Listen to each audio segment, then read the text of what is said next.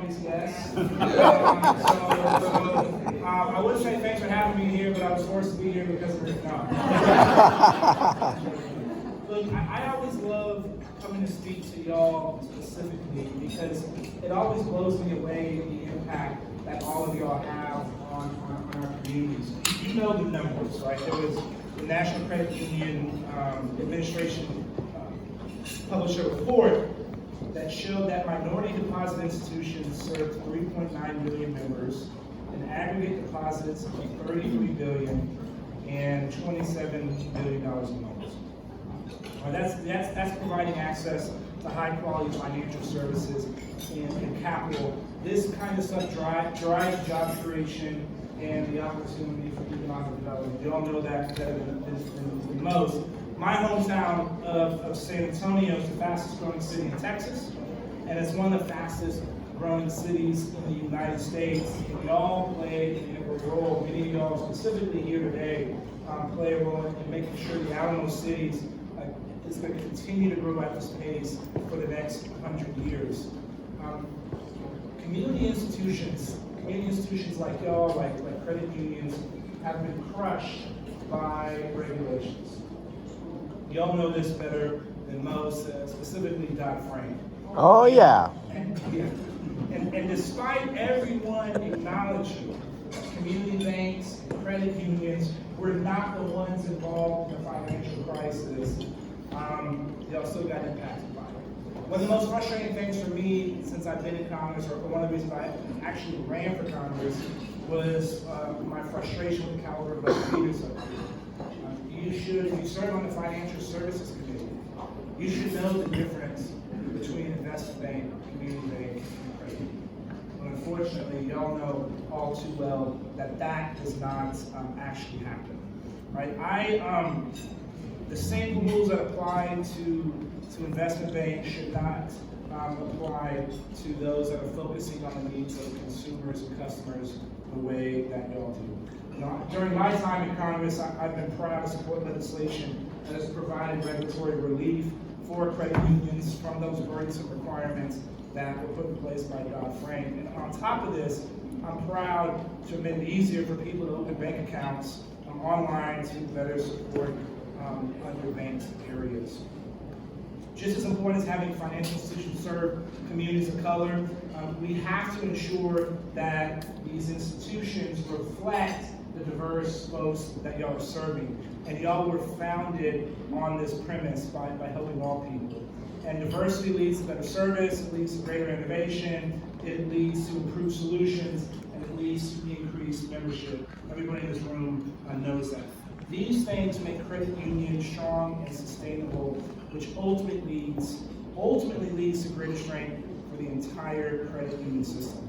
I'm here to say thanks to y'all for serving these communities, and I want to talk about two areas that I think we can continue to work together on, and that's the need for better cybersecurity practices and how to use technology to expand access to financial services.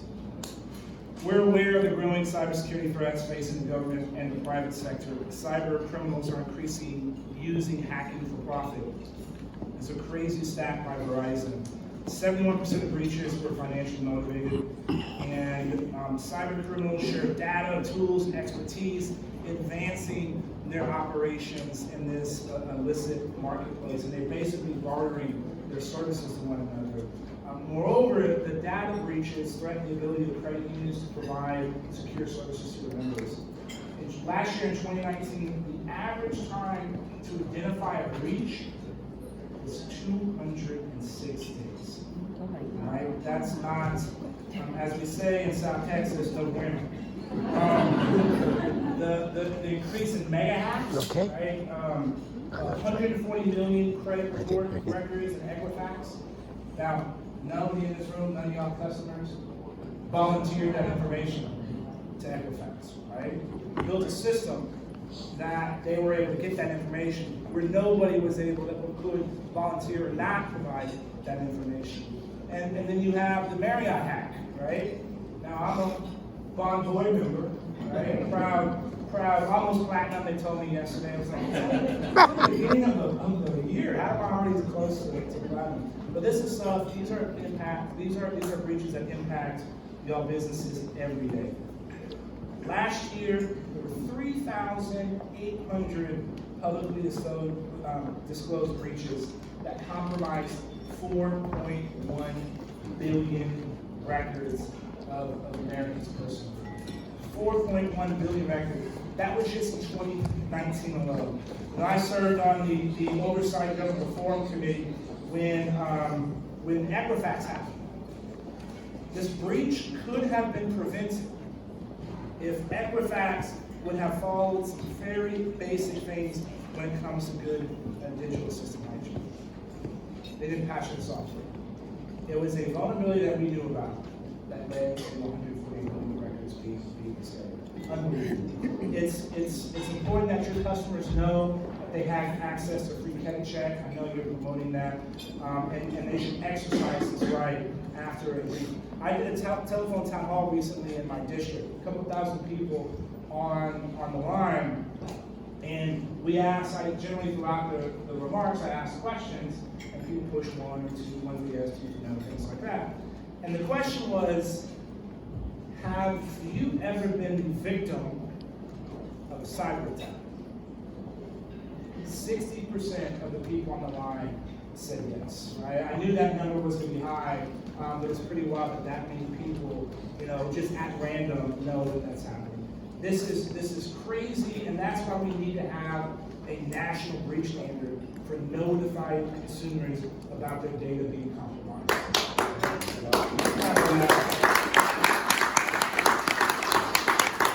We all know about the pitfalls of every state having different standards, right? This makes compliance for non-financial companies, because guess what? Y'all already have that level of regulation on you, right? And so the retailers and the other folks that are actually where the breaches are happening, right? They should be protecting information to the same standard that y'all are protecting information, right? This only makes sense to me, and this is something that, in my 309 days left in Congress, I'm not counting,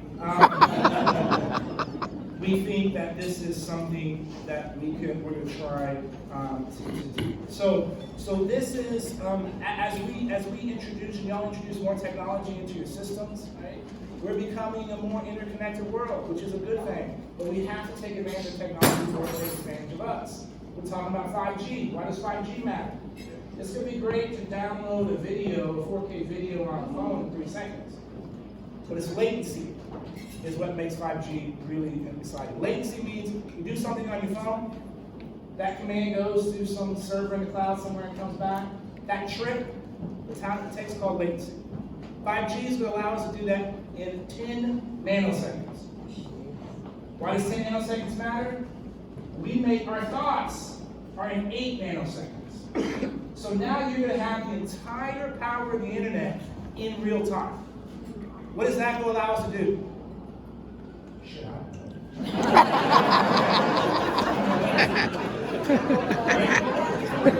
Watch a lot of cat videos. But you know what it's going to finally allow us to do? Driverless vehicles, right? It's going to allow AI in real time. And so now you're going to start having algorithms that are making decisions. Are we going to be able to make sure those algorithms are following the law? Guess what? You can't discriminate against people and give them a loan for a home, right? You know that. Y'all know that. But how are you going to force that algorithm to follow the law? Right? These are some of the questions. This is what technology is going to allow us to do, to be able to get resources in people's hands quicker. But there's going to become a whole other set of challenges that y'all are going to have to deal with. So this is an exciting area. I'm looking forward to staying involved and working in this issue, right? With this connection of technology and national security. And look, I'll stop there. I think we have a couple of minutes. We'll take a few questions. Is that fine? Yeah. I'll stop there. and then see if anybody has a question, or we can stand here and look awkwardly for a few more minutes, we can band play that conversation. What's your next plan? What's next for you? My next plan, for those that don't know, I represent the 23rd District. Max explained this, 29 counties, 2 time zones, 820 miles of border. It takes 10.5 hours to drive across my district at 80 miles an hour. There's a speed limit in most of the district, but Mason, where's Mason? Mason found out recently it's not the speed limit in all of the districts. And I've decided I'm not going to run again for re-election, right? Because you don't have to die or be defeated to leave Congress. I don't think these jobs were designed to be here forever. And just like I walked away from the CIA because I thought I could help the intelligence community a different way, I think I can help my country in a different way. So I'll do something in media where we're working on a streaming show and technology. I'll do something in the private sector, working in technology and national security. I'll do something in academia, trying to develop, the next group of tech policy folks. You need good people at FTC and Energy and Commerce and all these entities that understand technology. And then politically, staying involved to try to help make sure we have a Republican Party that can appeal to all Americans. Hey, Will. Bob Young, good to see you again. Tom Beecher says hello, by the way. I'm going to tell him after I walk out of here. Do you have any concern about the radiation issue with 5G? If I'm catching off guard? No. Okay. I'll be honest, I don't. These are some of the same conversations that were happening around 4G. My biggest concern when it comes to 5G is that a lot of communities are trying to use this as an opportunity for an ATM machine with some of the folks who are putting this infrastructure in place. FCC just recently passed a regulation that said capped how much you can pay or charge for that ability to do right away. And in some communities, you're paying twice for the same right away. And some communities are paying $1,000. But there is a review. The city that has to do something, and you should be compensated for your time. But overcharging is going to prevent that capability and infrastructure coming into a community, and we're in a race. Right? There is no, why do we want to make sure our communities are the most 5G dense? Because the Chinese are a couple steps ahead of us. And the Chinese, you hear about Huawei, right? Huawei owns 30% of the global market share when it comes to the antennas and the machines that go on the edge of the network. Why are they doing that? Because they want to own the application space, the applications that are going to operate on top of 5G. And so we have to get through these regulatory issues here in order to catch up, because I actually don't believe there's going to be a second place. Why did Amazon, Facebook, all these companies start here in the United States of America? We had the best 4G infrastructure. The same thing is going to go when it comes to 5G. And all the engineers and safety folks that have reviewed the 5G, how like that part of spectrum that goes on, it has gotten run. Yes, I saw what CIA did in Mexico City in '68 with the Olympics. Not happy. Do you think the CIA should continue or be merged in just to a general intelligence agency?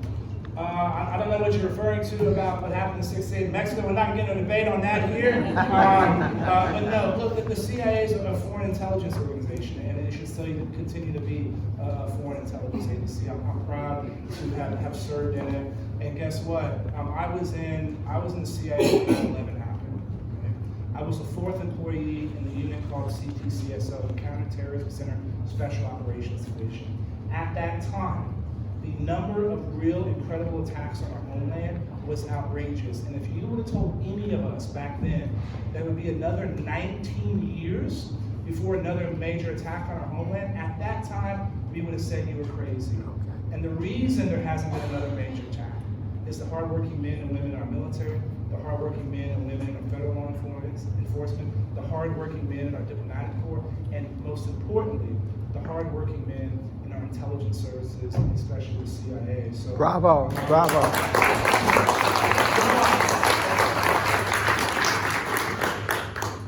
Our credit union serves a membership out in rural West Texas between Lubbock, Midland, Odessa, all the way to the Mexico border. We were recently able to garner an opportunity have a lot, because we have a lot of Latinos and Hispanics. We have a lot of their family that is out of your district in San Antonio, interested in investing in an opportunity zone, because, as you know, it gives, for the rest of the audience, it gives you a capital gains tax for free. The problem is, it was passed through reconciliation, they didn't write the details. And so we're stuck, we have a lot of interest, but no one's really pulling the trigger yet. Do you think the IRS will get that kind of rolled out this next year? So I think they will, because a lot of folks in the administration want ultimately see to make this happen and be successful. The opportunity zones are basically, these were the lower 25% census tract regions across states, and governors have the decision to identify and priority rank these. And so one of the other failures in that piece of legislation was how to switch an opportunity zone if a decision was made wrong, right? There are some areas where an opportunity zone is put in an area that has literally zero infrastructure. So if you don't have sewage, if you don't have light, if you don't have any of that, you're not going to be able to take advantage of this opportunity, this investment vehicle. And it's, if you keep your capital gains in an investment, a fund that invests in opportunity zones, after 10 years, you don't pay capital gains on this, right? And so the idea is to supercharge development in some of these areas. So there are a whole host of details that are missing that is causing people to get cold feet, and ultimately the clock is ticking. That 10-year mark has already started. I think we're already a year and a half into that. So if there's a specific thing that you'd like to see change, let me know. Reach out to my office, because we're trying to push. We're working with Ways and Means on maybe adding some additional legislation and some tax issues that we're working on to clarify some of this, so that we can move forward and get these vehicles up and running. We have the infrastructure for 25,000 in our community. We have 10,000 people there. And so we actually do have the infrastructure. We have a manufactured trailer and manufactured housing plant moving into the area. I'm all on board, and these are things that in every community I represent, we're working on some projects. So this is a topic that's really important. And so I just want to end with again saying y'all's commitment to your customers, y'all's commitment to helping people access the global financial markets, regardless of whether they're Republican or Democrat, right? Regardless of where they're from or what their background is, right? Is an example for the rest of the country. And I wish Washington D.C. took a page out of y'all's playbook, right? Because in a time when divisiveness is at an all-time high, I think y'all are an example of how providing service to people that need the service, right? If folks in Washington, D.C. understood that, we'd all be a lot better off. So thanks for what y'all do, but also thanks for being an example for the rest of us. God bless y'all.